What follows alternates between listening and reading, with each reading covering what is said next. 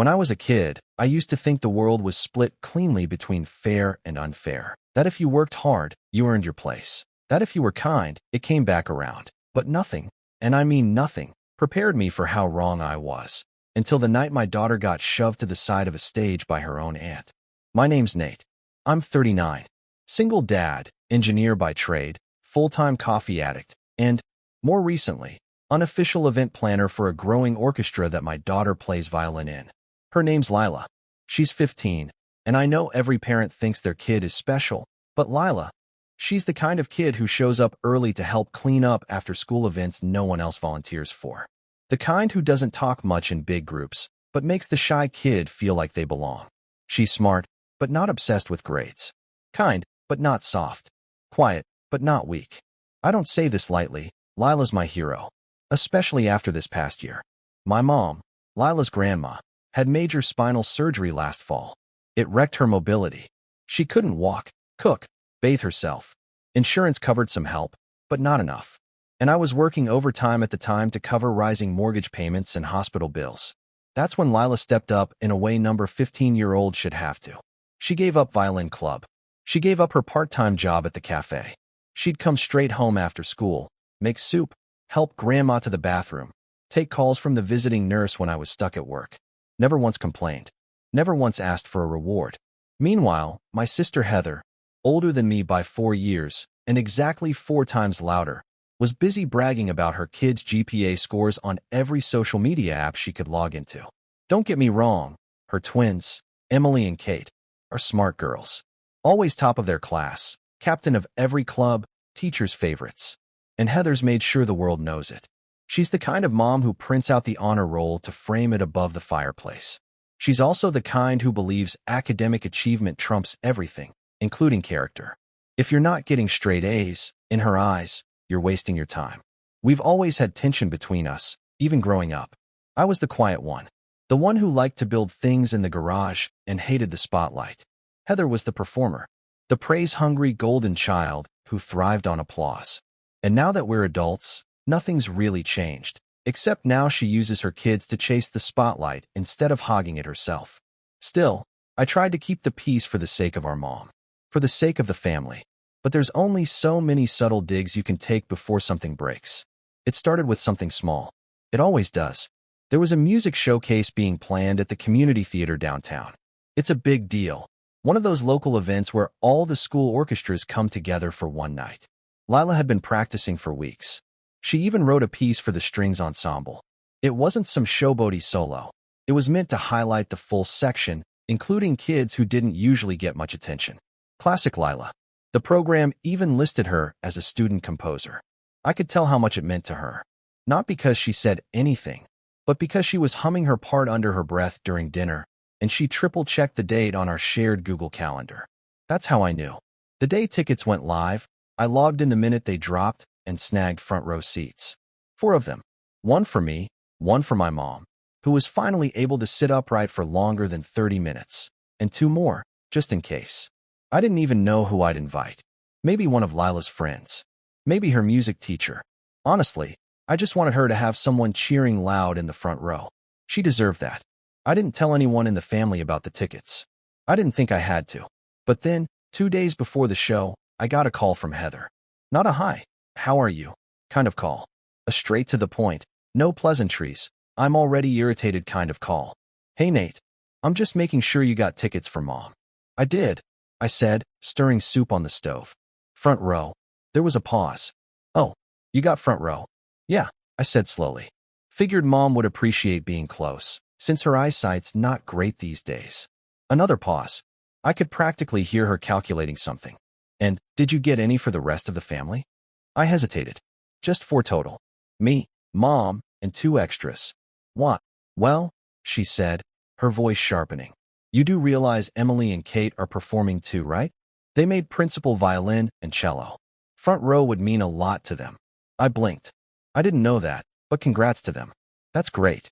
Right, she said quickly. So I assume you're willing to give up those front row seats? I mean, no offense, but Lila's just part of the ensemble. Not even a soloist. I let that sit for a beat. Just long enough to feel the burn behind my eyes. She composed one of the pieces, I said. She's been helping Mom recover for 6 months. I figured she earned it. Heather scoffed. Helping around the house isn't the same as being academically excellent. My girls have maintained perfect grades, Nate. Straight A's. Principal chairs. That's not easy. And you know how much they've sacrificed. They've earned the spotlight. I wanted to hang up. I almost did. But instead, I said, I already bought the seats, Heather. There was silence. Then, stiffly, fine. Just don't expect the rest of the family to sit behind some ensemble player. Click. I stared at the phone for a long time. Then I looked over at Lila, who was sitting at the kitchen table, helping Grandma adjust the Velcro on her wrist brace while reading a book on her lap. She looked up and smiled like nothing had happened. I didn't tell her about the call. The next day, Heather posted a status on Facebook. So proud of my girls earning principal positions. Can't wait to watch them shine from the front row. And just like that, I knew she wasn't going to let it go. She wanted to fight. She wanted the spotlight. And she didn't care who she shoved out of the way to get it. What she didn't know, what none of them knew, was that I wasn't planning to sit down and let it happen this time. Not when it came to Lila. And especially not when I saw what she did the night of the show. But I'll get to that. Because before the spotlight hit, the drama started in the parking lot, and it only got worse from there. I didn't sleep much the night after Heather's call. It wasn't just the conversation. It was everything packed into it. The implication that Lila wasn't good enough, that helping her grandmother wasn't an accomplishment worth recognition, that musical creativity meant less than a report card. I kept thinking about how casually Heather said it, as if it was just obvious. Her kids deserve the front row. Lila, background music. The next morning over breakfast, Lila was her usual quiet self. She had a blanket wrapped around her shoulders and her hair pulled up in a lopsided ponytail. She looked up from her cereal and asked, "Do you think Grandma will be okay sitting that long?" "Yeah," I said. "I talked to her physical therapist. We'll bring one of the portable cushions for her back." Lila nodded, took a bite, and said, "Thanks for getting those seats." I paused. "You knew?" She smirked a little. "Grandma told me." She was excited. I smiled and reached across the table to ruffle her hair, but she ducked away with a playful glare. That was our rhythm. Quiet appreciation, small gestures. I didn't realize until much later how rare that dynamic was in our family. The morning of the concert, the group chat lit up like a Christmas tree. Heather, 8:02 a.m. Hey fam. Make sure to get there early. Heard the front row is gonna be tight, huh? Cousin Jenny, 8:07 a.m. Looking forward to seeing the girls shine. Aunt Mira, 8:12 a.m. Can't wait. Emily and Kate have been working so hard. No mention of Lila. Not even a generic, proud of all the kids message. I considered typing something. A gentle reminder that my daughter existed. That she had written one of the ensemble's original pieces and had been practicing after midnight most nights while still taking care of our mom. But I didn't. It wasn't worth it. Not in that chat. Not when I knew Heather would twist anything I said into a guilt trip or a lecture. By noon, I was on edge. That's when I got the email from the event coordinator. It was short. "Hi Nate. Just confirming your front row reservation of 4 seats. Quick note. Another parent has requested to purchase them from you in exchange for 6 general admission seats, plus a small donation to the school's music program. Let me know what you prefer." I stared at the screen. My pulse kicked up. I didn't need to ask who the other parent was. The timing, the phrasing, it was Heather's playbook, always dressed up in something charitable. I responded immediately. "Thanks for reaching out. I'll be keeping the seats. We're very excited to support Lila from the front row. Appreciate you checking in." It took everything in me to not add more. Not to type out what I really thought. I just closed the laptop and walked into the living room, where Lila was tuning her violin and humming under her breath. That night, we dressed up a little. Nothing flashy, just enough to make it feel like something special. I wore the same blazer I wore to Lila's last school ceremony. Lila wore her favorite gray dress, the one with the embroidered vines down the side that made her look way older than 15 in the scariest and most beautiful way possible. When we got to the venue, it was buzzing. Parents clustered near the entrance, camera flashes blinking like fireflies, conversations rising and falling in 100 separate bubbles. I saw Heather before she saw us. She was standing near the lobby entrance with her husband and the twins, wearing a pearl blazer like she was walking a red carpet. Emily and Kate were dressed to match. Hair curled, lips glossed, matching charm bracelets. and I couldn't help but notice the way Heather stood slightly ahead of them, waving at every person who glanced her way like she was the one being honored. We walked past without stopping. Inside, the front row was roped off with gold sashes. I handed the usher our tickets, and he smiled. "Ah, the composer's family," he said. "You're early. Good seats." Lila smiled, but it was small. She looked both proud and nervous. We took our seats. Me, Lila, my mom, and one empty chair. I had texted Lila's music teacher that morning and offered it to her, but she hadn't confirmed. I figured it would go unused. 10 minutes before the show began, Heather arrived. She walked in like she owned the place, marched straight toward the front row, and stopped cold when she saw us already sitting. The look on her face was pure disbelief, like someone had told her the stage was being moved and she didn't get the memo. Heather leaned over the rope and said, just loud enough for us to hear, "Excuse me, you're in our seats." The usher, bless his heart, stepped in before I could respond. "Actually, ma'am, these seats are reserved. The gentleman here booked them weeks ago." Heather blinked. "I know he did. That's the problem." The usher looked confused. "I'm sorry." Heather smiled sweetly at him, but it didn't reach her eyes. "It's just that my daughters are principal violin and cello tonight. It's important they see some familiar faces in the front row.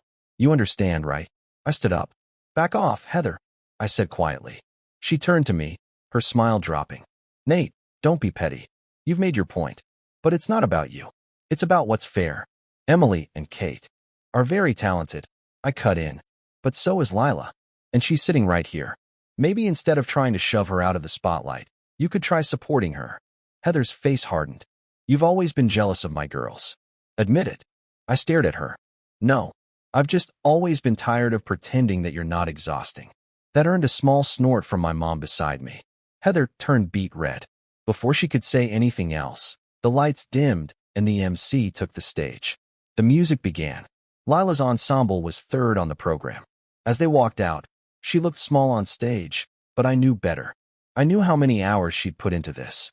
I knew she'd helped rewrite the cello part to match a new tempo when one of the younger kids couldn't keep up. I knew she'd sat with Grandma during physical therapy, icing her knees while reading sheet music under a dim hallway light. She stood tall and proud, violin tucked under her chin. When her piece began, it didn't open with fanfare. It started soft, tentative, like a memory forming in the dark. Then it grew, layering into something rich and strong. I saw heads tilt. People sat forward in their chairs. It was good. It was really good. When the piece ended, there was a beat of silence, like everyone needed a second to breathe again. Then thunderous applause. My mom wiped at her eyes. I stood and clapped so hard my palms stung. And that's when it happened. As the kids began exiting the stage, I felt a tap on my shoulder. I turned. It was Heather. She leaned in, voice like a knife. "Your daughter didn't deserve front row seats." I froze. "She's not the one who's been working her butt off for years to be at the top," she went on, eyes flicking to the stage where her girls were prepping backstage. "Emily and Kate are going to college for this. Lila, this is just a hobby. Don't pretend otherwise."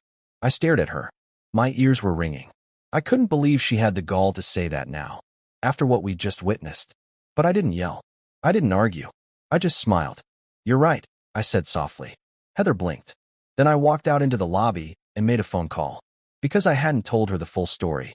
I hadn't told anyone what I'd really done when I booked those tickets. And in 10 minutes, she was going to learn exactly what kind of hobby Lila had turned into. I wish I could say I was calm when I stepped into the lobby, but that would be a lie. My hands were shaking. Not from anger, exactly, but from that specific cocktail of emotions you only get when someone belittles your child in public, in front of family, after she's poured every ounce of her time and heart into something beautiful. Heather's words echoed in my head. Your daughter didn't deserve front row seats. Not didn't earn them, didn't deserve them. There's a difference. And Heather knew exactly what she was saying. I pulled out my phone, took a breath, and made the call. Hey, it's Nate Jacobs, I said, walking down the side hallway away from the crowd. Just confirming we're still good for the second part? The voice on the other end chuckled. Of course. Everything's on schedule. She has no idea? None. I said, my throat tight. She's going to love it. I smiled despite everything. Thanks again. I'll be back in my seat in a minute. The hallway was quiet, dimly lit. I stood there for a moment, letting my heart settle, before turning back toward the theater doors. But as I reached for the handle, I heard a voice. Heather's. She was around the corner, just past the women's restroom, whispering sharply into her phone. I'm telling you, it's ridiculous. They let her daughter compose something, but they didn't even offer mine a solo. It's all politics. Her little ensemble piece isn't going to matter when my girls get scholarships. And did you see how she was dressed? Like she got dropped off from a thrift store. I stopped cold. I know I shouldn't have listened, but I did. Every word. If Nate weren't such a martyr, maybe he'd realize he's holding her back. She could have been great with the right parents pushing her. That one knocked the wind out of me. I stepped back, breath catching, a wave of shame I didn't expect washing over me. Was I holding Lila back? Had I done something wrong? Should I have forced her into more lessons, more clubs, more competitions? I'd always let her set the pace. Maybe that was a mistake. I turned and walked back to my seat without a word. My mom must have seen something in my face because she squeezed my arm when I sat down, but she didn't ask. The concert continued, but I barely heard the rest of it. All I could think about was that whisper. With the right parents, she could have been great. When the lights came up, I stood and clapped automatically, barely noticing the bows and the closing speech. Lila was smiling shyly at the applause, her cheeks pink. I clapped harder. My mom stood beside me, beaming with pride. But there was a knot in my chest I couldn't untangle. After the show, the theater spilled into the lobby again, filled with proud parents and kids in black dresses and slacks. Heather was already holding court near the refreshment table, flanked by Emily and Kate, accepting congratulations like it was her name on the program. When Lila emerged from backstage, she made a beeline for us. I hugged her tighter than I probably should have. You were incredible, I said. Truly. Thanks, she said softly. I messed up one of the notes in the bridge. No one noticed, my mom said firmly, wrapping an arm around her. It was beautiful. Before I could say more, Heather appeared beside us, sipping from a paper cup and smiling tightly. Well, she said, that was a lovely performance. Thanks, Lila said politely. You know, Heather continued, Emily and Kate are doing a workshop next weekend for pre-college additions. I could ask if there's still room. Not sure how much help it'd be at your level, but... Lila blinked. Thanks, but I'm not auditioning for college yet. Heather smiled. Right. Of course. I just thought it might give you some structure. You know, real music training. My mom shifted beside me. I clenched my jaw. Lila just nodded. Okay. That was it. She didn't argue. She didn't defend herself. She just stood there, shrinking an inch with every word. I hadn't seen her like that in months. Not since those first few weeks after Grandma's surgery, when she barely slept and cried in the bathroom with the door locked. Not since she gave up her part-time job and tried to study for math tests while timing our mom's meds. And it hit me all over again, how easy it was for Heather to steamroll over people, to make someone feel like they were smaller for not chasing the same shiny prizes her girls did, even when they were already carrying twice the weight. I didn't say anything then. Not yet. But I knew. That was the moment. That was the fall. That was when something shifted inside me. Because for the first time, I wasn't just angry at Heather. I was angry at myself. Not for being less ambitious. Not for not forcing Lila into programs she didn't want. Not for giving her space to breathe. But for not shielding her more. For letting her be exposed to people like Heather without enough armor. For not doing more to make sure she knew exactly how proud I was of the person she was growing into. That was the night I realized I had to stop trying to keep the peace. Because peace with people who belittle your kid isn't peace at all. The next few days passed quietly. Lila didn't bring up Heather's comment. Neither did I. But something was different. She was quieter. Not sad, just flat. She didn't hum around the house like she used to. Didn't pull out her violin in the evenings. She went to school, came home, did her homework, helped Grandma, and went to bed. I asked her one night if she wanted to go out for ice cream. Just us. She smiled and said she was tired. That night, I sat at my desk and opened my laptop. I'd been putting it off for weeks, mostly because I didn't want to pressure her, but now it felt important. There was a music mentorship program I'd heard about months ago through a friend in my engineering circle. It wasn't flashy. It wasn't about competition or scholarships. It was about composition. Real composition. Pairing young musicians with working professionals, film scorers, game music producers, even Broadway arrangers, to help them develop their own voice. Not to win trophies. To create. I reached out to the contact that night. We exchanged a few emails. I sent over a clip of Lila's performance, the one I'd secretly recorded from my phone. They responded in 2 days. She's got a unique touch. Tell her if she's interested. There's a seat for her in the spring cohort. Fully funded. I almost cried. When I told Lila, she didn't react at first. Just stared at the email. You don't have to say yes, I added quickly. But they heard your piece. They liked it. And they want to help you keep writing. No pressure. She blinked a few times. Then looked up at me. Are you serious? As a heart attack. She smiled, slowly, at first. Then wider. And just like that, the light came back into her eyes. That weekend, she started writing again. She brought her violin back into the living room and started scribbling little notes on sheet paper, testing melodies, humming fragments of ideas into her phone. She wasn't trying to be the best. She wasn't trying to beat anyone. She was just creating. And for the first time in weeks, she looked alive. And me? I started rebuilding too. I deleted the family group chat. I blocked Heather from messaging me. I took my mom out to lunch, just us, and told her everything. About the conversation I overheard. About the way Heather had tried to buy the front row seats. About the mentorship offer. About how I wanted to do more. Be more. Not just for Lila, but for myself. You're already more than enough, my mom said, gripping my hand across the table. But if this is about finally setting boundaries, then good. It's time. I nodded. And for the first time in years, I felt like I was reclaiming something I hadn't even realized I'd lost. That feeling stayed with me all week. Right up until the night of the orchestra fundraiser. The one Heather planned. The one where everything changed again.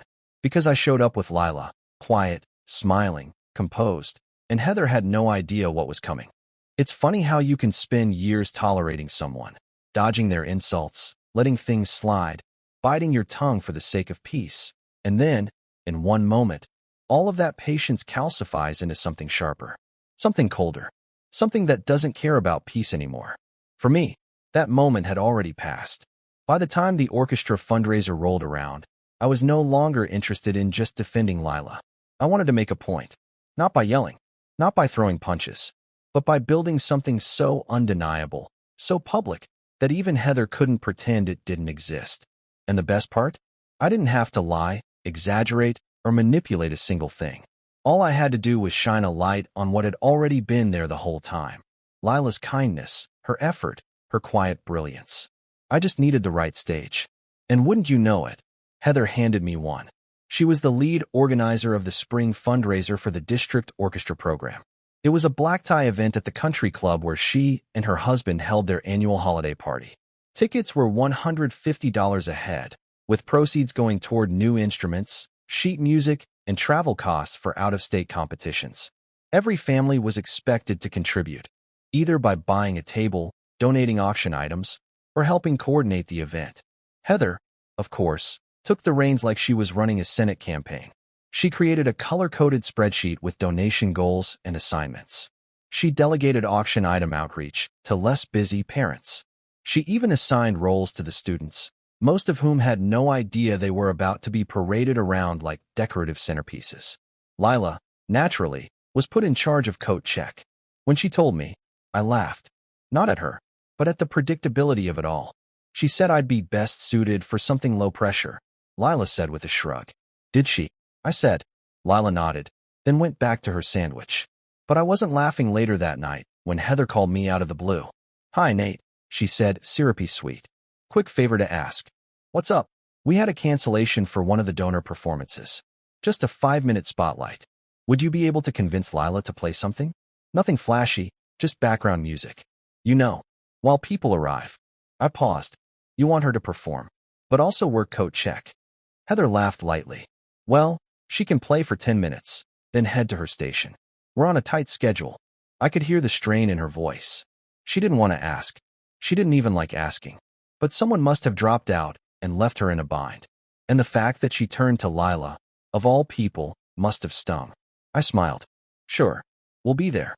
What I didn't tell her was that Lila wouldn't just be playing a 5-minute background melody. Because while Heather had been busy assigning my daughter to coat check duty, I'd been busy too. I'd met with the mentorship program director, the one who'd seen Lila's composition. We talked about her work, about her potential, and about a special opportunity they had coming up a collaborative showcase. Each student would be paired with a working composer to co-create a short piece to be performed live at a professional venue. No competitions, just creation, real performance. With one condition, the student had to submit a full draft of their original work by mid-April. That gave us 3 weeks. So every night, after homework and dinner and helping Grandma, Lila and I worked on it. She wrote the melodies. I offered feedback, only when asked. We played sample recordings. She tested harmonies. She even reached out to a local music teacher she admired and asked for input, which, for her, was a huge deal. And slowly, this piece started forming, haunting and beautiful and full of moments that felt like memory. She titled it Quiet Hours. I couldn't think of anything more fitting. So when Heather called about the fundraiser, I saw it immediately, the setup, the perfect moment. Heather wanted Lila to be background noise. I was going to make her the centerpiece. I called the mentorship program director again. I asked if there was any chance they had someone in the area who might be free to accompany Lila live. She said, "Give me a few days." 2 days later, I got a call from a man named Simon, late 30s, jazz pianist, soundtrack composer for indie films. He lived one town over. He'd heard Lila's recording. He was in. Next, I called the event coordinator at the country club. Not Heather, the coordinator. A woman named Elise, mid-40s, very professional. I explained that Lila would be performing with a special guest accompanist and needed a small adjustment in timing. Just 10 minutes, uninterrupted, before coat check. Elise was thrilled. That'll be perfect. The mayor's arriving around then. Great timing for something memorable. I didn't bother telling Heather. Let her be surprised. Lila knew, of course. She practiced with Simon twice before the event. She was nervous, but focused. And I kept my promise. I didn't push. I didn't hover. I just helped her polish the shoes she wanted to wear, printed her sheet music in triplicate, and made sure the violin was tuned to perfection. The night of the fundraiser arrived crisp and cold. Lila wore a dark green dress with subtle embroidery at the sleeves. Her hair was half up, half down. She looked elegant, but not showy. Confident, but grounded. I dropped her off at the performer's entrance, where Simon was already waiting. She gave me a small nod before heading inside. Meanwhile, I parked out front and walked through the main entrance, where the lobby was already buzzing. The silent auction tables were set up, and staff were arranging appetizers on polished trays. Heather was near the bar, clipboard in hand, speaking in a tight whisper to a group of parents who looked like they'd been roped into unpaid labor. When she saw me, she did a double take. "You're early," she said, surprised. "Wanted to get a good seat." I replied evenly.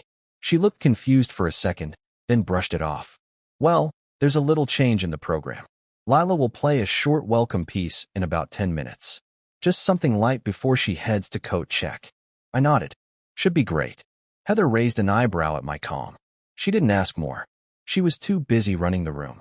The main hall was set like a wedding. Round tables, candles, a small stage at the front with a baby grand piano. There was a printed program on each table. I picked one up. Opening performance, Quiet Hours, violin, Lila Jacobs piano, Simon Royce. Right beneath that, welcome speech, Heather Collins. I smiled. The room began to fill. Families arrived in clusters. Parents in suits and cocktail dresses. A few teachers I recognized. The superintendent. The mayor. And sitting at the head table, of course, Heather. At exactly 7 p.m., the lights dimmed. A soft spotlight illuminated the stage. Simon stepped onto the stage first, followed by Lila, who carried her violin like it belonged in her hands. The crowd murmured politely. Then the music began. It didn't start loud. It unfolded slowly, like something forgotten rising to the surface. The piano was subtle, layered underneath Lila's melody like a heartbeat. The violin line wove in and out of quiet harmony, pausing in places that felt like breath, like memory. And the room froze. People stopped mid-sip, mid-whisper. The chatter disappeared. Even Heather sat completely still. It was undeniable. This wasn't background music. It wasn't filler. It was a moment. When it ended, there was a long silence. Then applause, real, thunderous applause that filled the room. Some people even stood, not because they were told to, but because they couldn't help it. I didn't look at Heather. I didn't need to. I already knew what her face looked like. But the best part was still to come. Because just as Lila bowed and began to leave the stage, the lights shifted again, and Elise, the coordinator, took the mic. "I'd like to thank Lila Jacobs and Simon Royce for that breathtaking performance," she said. "And on behalf of the district, I'm proud to announce that Lila has been accepted into the Young Composers Mentorship Program for Spring 2026. She'll be working directly with professional musicians to continue developing her original work. Let's give her another round of applause." The room erupted. Lila froze mid-step. I saw her eyes widen. She looked toward me in the back. I smiled and nodded. And in that moment, everything shifted. Not just the room, not just the fundraiser, the entire dynamic. Heather had built the stage, but Lila owned it now. The applause hadn't even died down before the whispers began. By the time Lila stepped off the stage, the tide had shifted completely. The fundraiser had only just started, and already the star of the night had been decided. And it wasn't Heather, or her high-achieving twins, or the polished auction baskets she'd spent a month micromanaging. It was my daughter, not because she shouted the loudest, not because she had the highest GPA or the fanciest resume, but because her music moved people, quietly, fully, without begging for attention. And everyone in the room felt it. Heather, for once, had nothing to say. She approached Lila briefly near the back, offering a polite, brittle smile that barely masked the heat in her cheeks. I was a few steps behind and caught just enough of the exchange. "That was unexpected," she said, clutching her wine glass like it might leap from her hand. "Thank you," Lila said simply. Heather glanced over Lila's shoulder toward the head table, where a cluster of parents were now pointing and whispering. Not about her twins, but about Lila. A few looked up her name in the printed program, one already taking a photo of the composer line with her phone. Heather tried to recover. "Well, coat check's still a bit short-handed. If you're done performing, I'm sure they could use you." Lila paused. Then, calmly, she said, "I'm actually going to stay with the musicians. Simon said I could shadow him during the second set." Heather's jaw tightened, but she didn't argue. She couldn't, not with people watching. And they were watching. Because what she didn't realize yet, what none of them did, was that the showcase performance hadn't just upstaged her carefully orchestrated agenda. It had rewritten the program entirely. The rest of the evening moved in a blur. People kept approaching me. Strangers, teachers, district reps. Even the mayor's wife came over to say how deeply affecting the piece was. I heard words like precocious, original voice, and natural composer float through the air like praise balloons. But I wasn't smiling for them. I was smiling because I saw Lila, flushed, surprised, unsure of what to do with all the compliments, but standing tall through all of it. She was finding her footing not by performing, but by being recognized for the right things, not just talent, but effort, heart, vision. The best part? She didn't let it change her. She thanked people, smiled gently, and slipped off to sit quietly with Simon and another musician, listening to their notes like it was a regular night. Because for her, it wasn't about being better than anyone. It was about making something that mattered. I didn't tell her the rest until the following week. When the fundraiser concluded and the online recap went up on the school's website, Heather made one last attempt to reclaim the spotlight. She wrote a 3-paragraph piece congratulating the orchestra, highlighting the twins' hard work, and thanking herself, in third person, for organizing a seamless and impactful night of generosity and talent. But the comments told a different story. Out of 42 public replies, over 30 mentioned Lila by name. A few asked if her piece was available online. One parent even suggested creating a special student spotlight in future fundraisers for original works. The tone was clear. The night didn't belong to Heather. It belonged to the girl she tried to shove behind a coat rack. But the real fallout came later. 2 weeks after the fundraiser, I got a call from Elise, the same event coordinator from the country club. She wanted to let me know about something delicate. Apparently, Heather had submitted a proposal to chair next year's fundraiser as well. And while her contributions were appreciated, Elise said the board had chosen to go a different direction. They wanted someone who could bring more creative vision and student-centered storytelling. And guess who they picked? Me. Not because I campaigned for it. I didn't even apply. But enough parents, moved by Lila's performance and the authenticity behind it, had suggested my name that the board reached out to me. I asked Lila before accepting. "I don't want to make it a power thing," I told her. "But I also want to make sure it's a space for kids like you, who aren't chasing gold stars, but who care, really care." She looked up from her notebook, She was sketching cover art for her next composition and said, "Do it." So I said yes. And that's when the cracks in Heather's carefully crafted empire began to show. I didn't go out of my way to embarrass her. That's the thing about revenge done right. It doesn't need spectacle. It just needs to let truth rise, quietly, until the people clinging to the illusion have nothing left to hold. I didn't take away her friends. She did that herself, slowly, as more parents started pulling away from her constant competitiveness.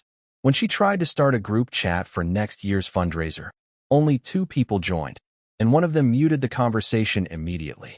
I didn't sabotage her twins. They're good kids.